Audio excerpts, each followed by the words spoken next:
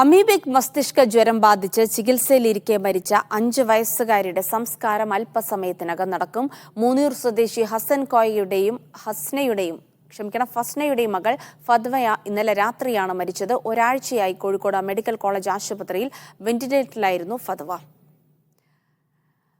മലപ്പുറം മുനിയൂരിൽ നിന്ന് മുഹമ്മദ് ഷംസീർ ഉണ്ട് വിവരങ്ങൾ നൽകാനായി. ഷംസീർ, ഈ ഖബറടക്ക ചടങ്ങുകൾ അല്പസമയത്തിനകം നടക്കുമെന്ന് പറയുമ്പോൾ ഈ മസ്തിഷ്ക ജ്വരവുമായി ബന്ധപ്പെട്ട് ഏതെങ്കിലും തരത്തിലുള്ള പ്രതിരോധ നടപടികൾ കൂടെ ഉണ്ടോ ഈ ഖബറടക്കവുമായി ബന്ധപ്പെട്ട്? അപ്പോൾ തന്നെ അറിയാം, ആ പരിസരത്ത് ജാഗ്രതാ നിർദ്ദേശം നൽകിയിരുന്നു. അതുമായി ബന്ധപ്പെട്ട വിവരങ്ങൾ കൂടി.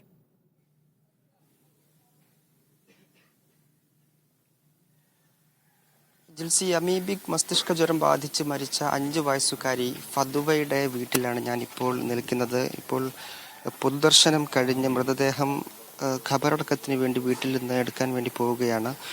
ഇവിടെ ഇപ്പോൾ പ്രാർത്ഥനാ ചടങ്ങുകളാണ് നടന്നുകൊണ്ടിരിക്കുന്നത്. ഈ നിരവധി ആളുകളാണ്, പ്രദേശത്തിനുള്ള നിരവധി ആളുകളാണ് 5 വയസ്സുകാരി ഫദ്വയെ അവസാനമായി ഒരു നോക്ക് കാണാൻ വേണ്ടി ഈ വീട്ടിലേക്ക് ഒഴുകിയെത്തിയത്. വികാരനിർഭരമായ രംഗങ്ങൾ നമുക്ക് വീട്ടിൽ കാണാൻ കഴിഞ്ഞു. ഇപ്പോൾ 9 മണിക്കാണ് കടവത്ത് ജുമാ മസ്ജിദിൽ ഖബറടക്ക ചടങ്ങുകൾ നടക്കുക. ഇപ്പോൾ പ്രാർത്ഥനാ ചടങ്ങുകൾ ഇവിടെ നടക്കുകയാണ്. ഇന്നലെ രാത്രിയാണ് ഫദ്വ മരണത്തിന് കീഴടങ്ങിയത്. കഴിഞ്ഞ ഒരാഴ്ചയായി കോഴിക്കോട് മെഡിക്കൽ കോളേജ് വെന്റിലേറ്ററിൽ ചികിത്സയിൽ കഴിയുകയായിരുന്നു ഫദ്വ.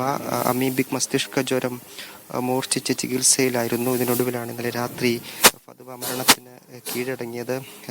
നേരത്തെ തന്നെ ഈ ലക്ഷണത്തിലുള്ള ചികിത്സ മാത്രമാണ് രോഗത്തിനുണ്ടായിരുന്നത്.